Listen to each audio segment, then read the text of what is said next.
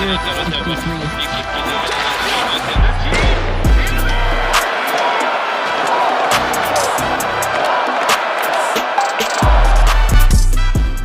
there and welcome to the Gazette's weekly Hockey Inside Out show. I'm Stu Cowan of the Gazette and I'm joined by my regular partners here, former Canadiens teammates and 1986 Stanley Cup champions, Chris Nilan and Rick Green. Well guys, Florian Xhekaj made an impressive NHL debut with the Canadiens last Saturday, coming within a goal of a Gordie Howe Hat Trick in a 5-2 win over the Toronto Maple Leafs at the Bell Centre. Knuckles, what impressed you most about Arbor's little brother's NHL debut? Well, listen, he embraced the moment. You know, he's getting an opportunity. He went out. He played physical. He had he had 3 hits. Ended up with an assist. I mean, hello. You know, the Canadiens need forwards like that because you're not gonna tiptoe through the tulips every game and, you know, play that fancy up-tempo offense all the time and think you're going to win hockey games. You need guys that can do the dirty work. We'll just go back to, you know, the team Rick and I played for. When you look at Ryan Walter, Mike McPhee, Brian Skrudlin, you know, Bob, myself, guys that played physical, guys that grinded it out. And you need those players. Today it seems like if you have one of those lines, you're in good shape. But, you know, look at a team like Florida, what they did in the playoffs. You know, last 2 years, 2 Stanley Cups, you know, they can grind you down and not just one line. Everybody plays that way. Canadiens are not built that way, but they certainly have to infuse that type of game into their, you know, their bottom 6 for sure to be able to be effective. Well, I know I was thinking of you, Knuckles, watching him because you've said last season and so many times they need more men, right, on this team. And while he's a young kid, he played like a man. First shift, hard in on the forecheck. Him and Josh Anderson forechecking together. Rick, what impressed you most about him?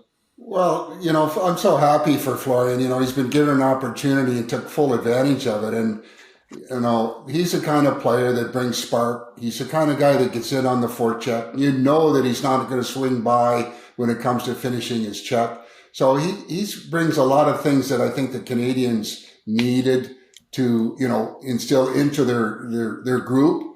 And he's not afraid to drop the gloves. I mean, the kid is fearless and he wants to show that he's capable of playing at the NHL level. And I hope that he's given, you know, every opportunity. But I'm really happy that he stepped in. I'm sure that he was quite nervous and he handled himself very well and was very key in probably lifting the bench, knowing very well what they're going to get from him. And he's a fine addition to the group, and I think and I hope we're going to see more of him. Yeah, speaking with his mother the other day, she said the thing that impressed her the most was just he looked calm, like he seemed to fit right in. He didn't look nervous, played his role, did what they were looking for. Knuckles, what do you remember about your first game you played after you got called up by the Canadiens?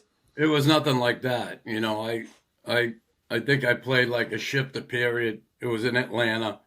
And everything I did in the American League went right out the window. I think I was a little awestruck, nervous. You know, I didn't want to screw up. I'm coming at a team that won 4 cups in a row. It's like, hello. So, but the second game, you know, it was fine. I did the same thing he did in the second game. I got in a fight with Bob Kelly and I got an assist on the winning goal by Pierre Mondeau.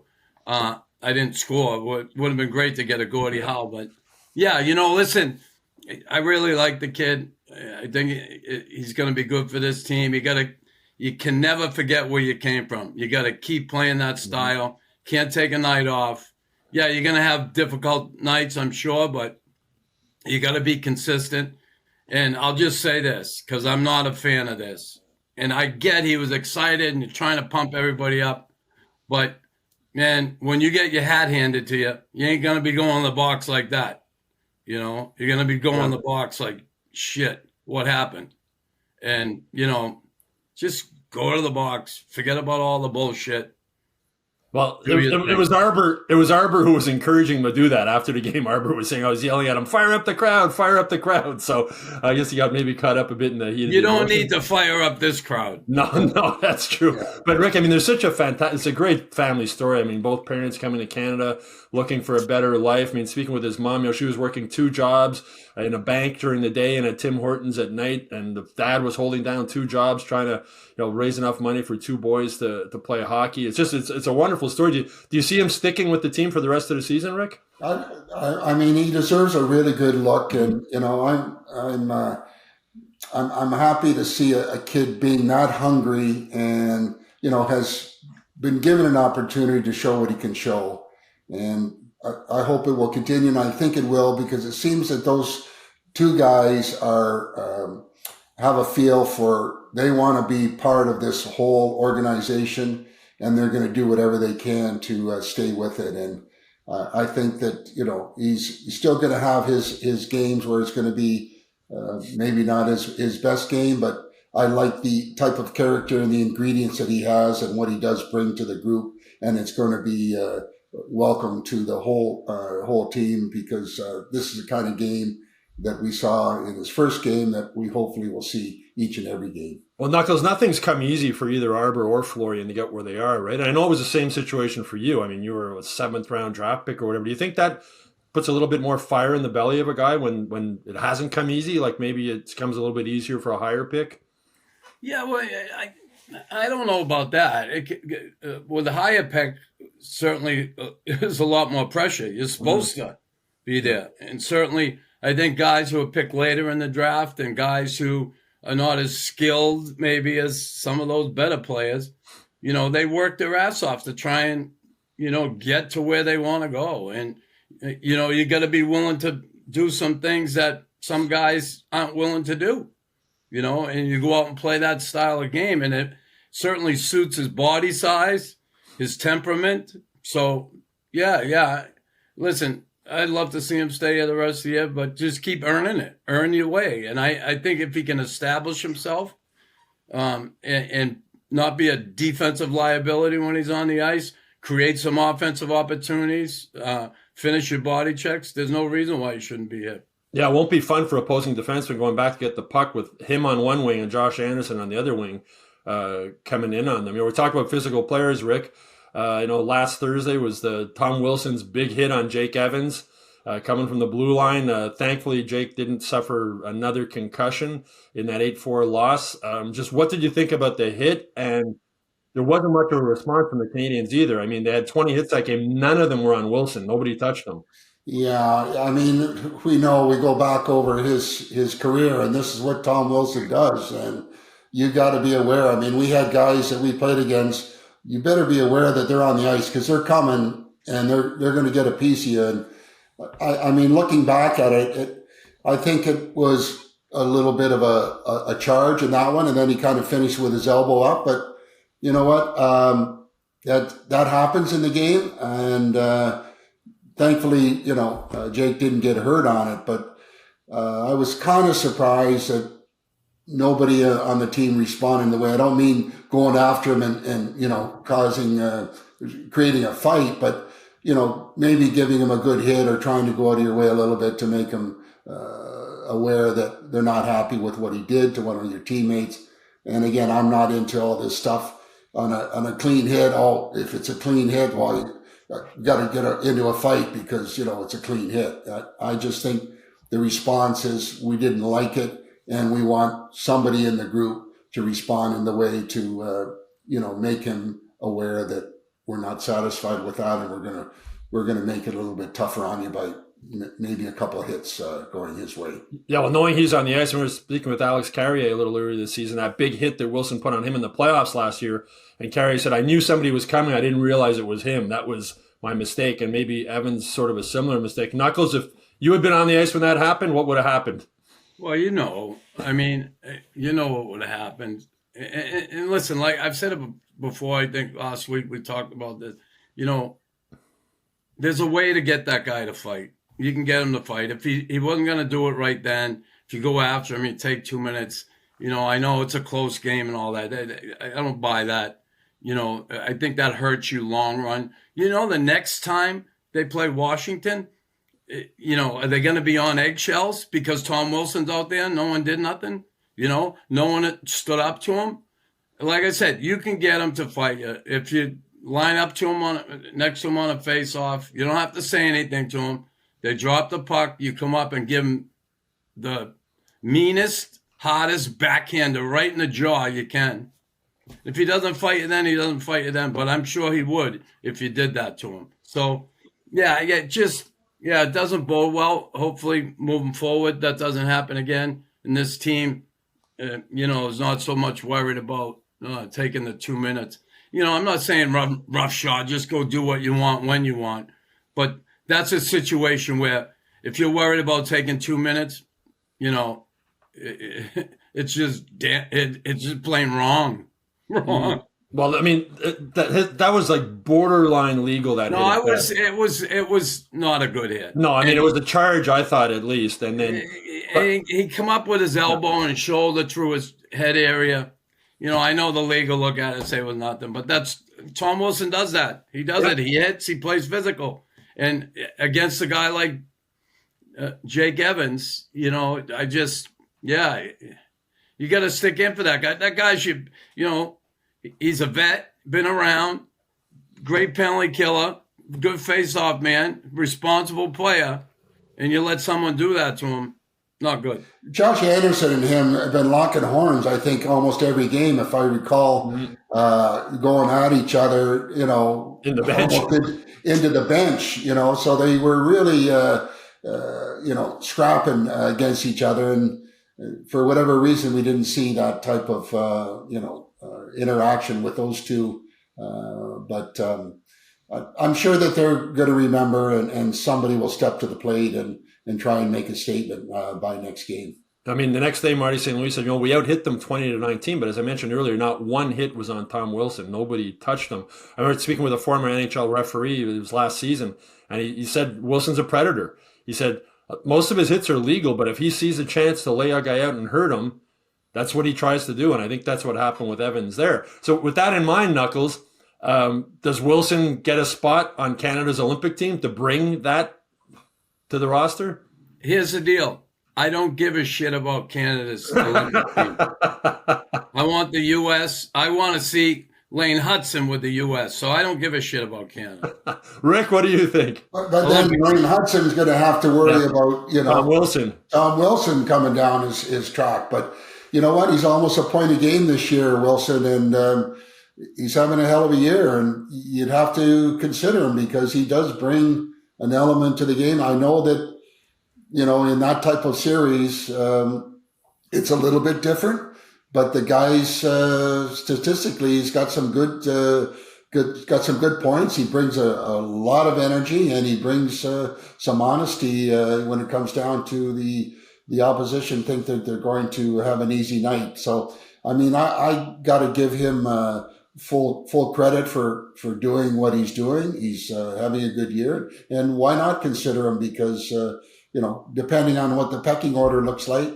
He's a guy that might be able to bring some fire and some real good hard play to the opposition. Yeah, I have a feeling he might be in that team. And I think one of the reasons that Hudson didn't get invited to the summer Olympic camp is they already have some small defensemen on that team, right? And they're keeping in mind playing against Canada. And how many small defensemen can you have on one roster?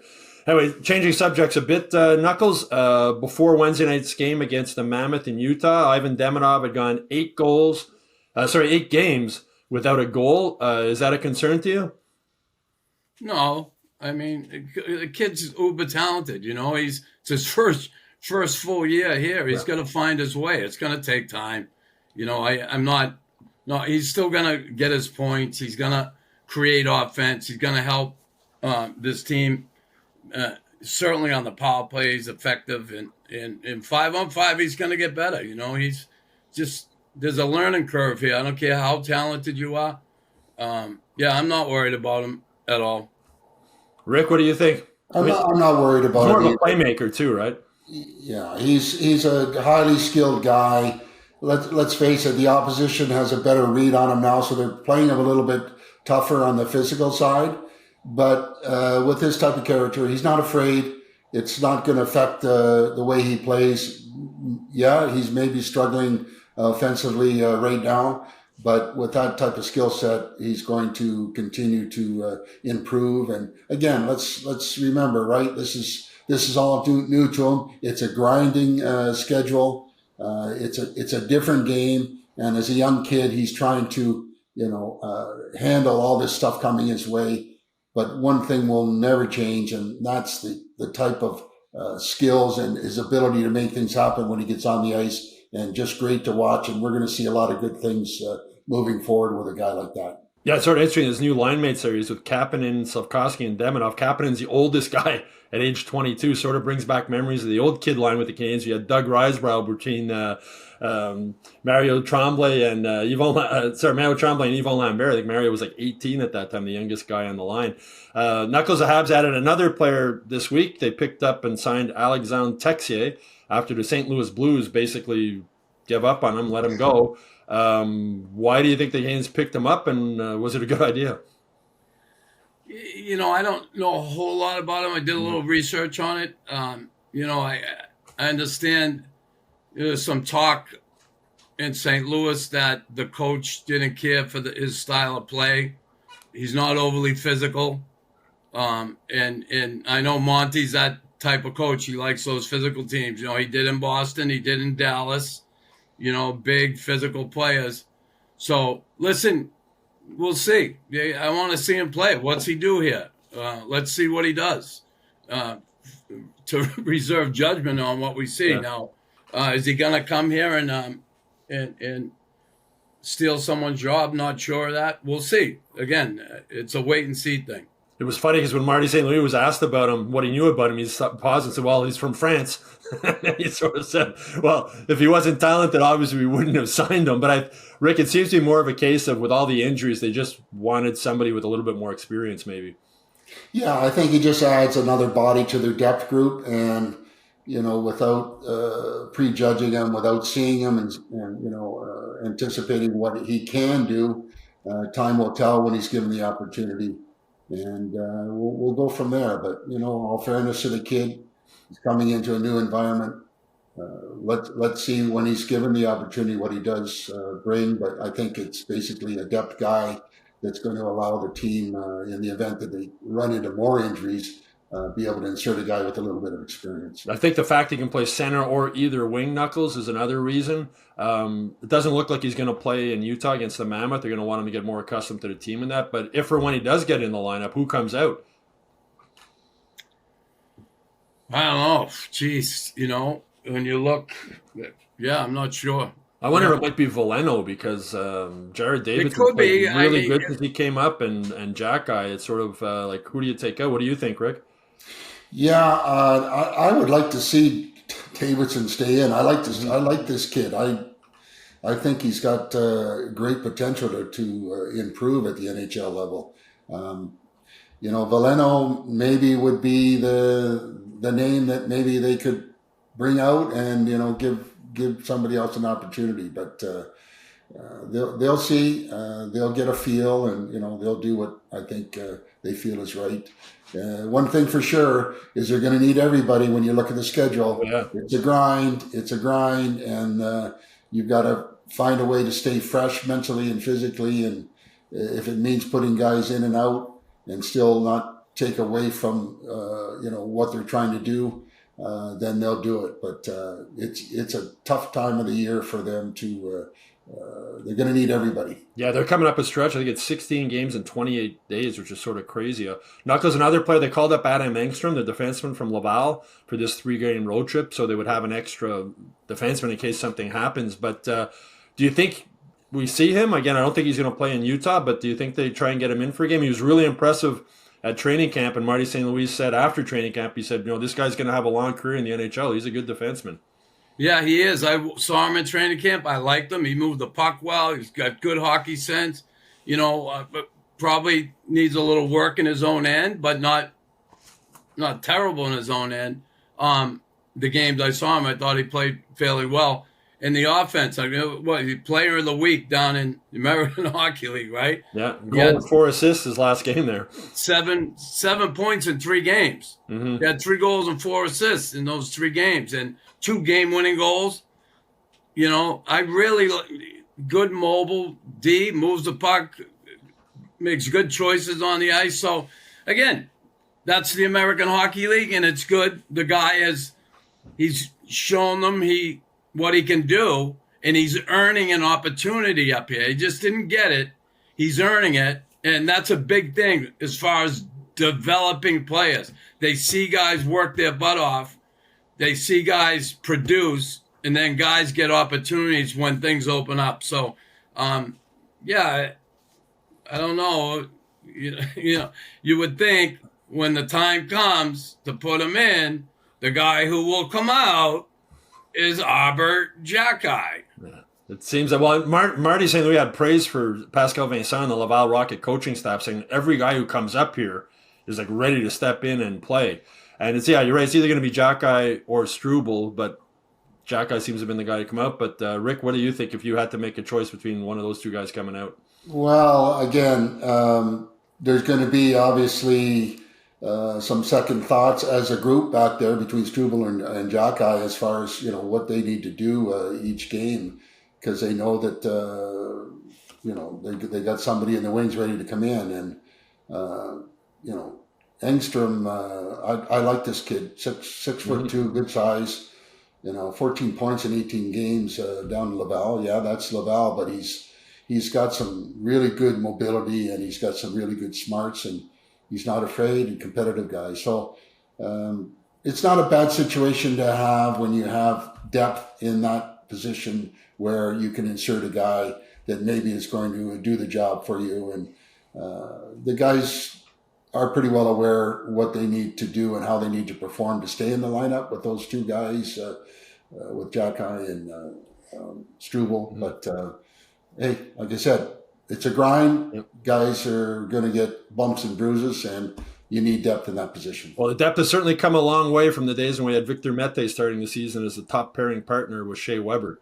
So now you've got a guy, Engstrom, who a lot of other NHL teams would love to have, and the Canadiens don't have a spot for him right now. But it'll be interesting to see what happens on this upcoming road trip. Anyway, that's it for this week's Hockey Inside Out show. I hope you all enjoyed it.